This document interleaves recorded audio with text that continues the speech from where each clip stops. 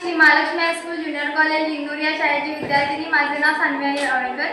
नमस्कार, माझे नाव हर्षवर्धन बजरंग भोसले. आमच्या या प्रयोगाचे नाव पवन चक्कीपासून वीज निर्मिती.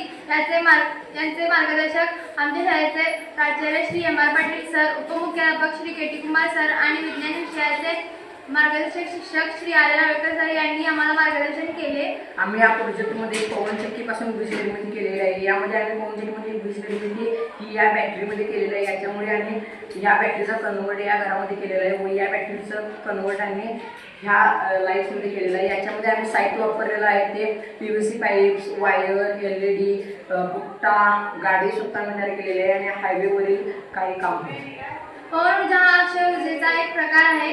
याचा उपयोग पवन ऊर्जेपासून जी वीज निर्मिती होते ही विशिष्ट गरजा पुरवते. पवन ऊर्जे किंवा इलेक्ट्रिक ग्रीडमध्ये त्याचे खूप मोठे योगदान आहे. पवन ऊर्जेचे दोन प्रकार, क्षैतिज अक्ष पवनचक्की आणि अनुलंब अक्ष पवनचक्की. महाराष्ट्रातील पहिली पवनचक्की पुण्याच्या वेधशाळेत होती.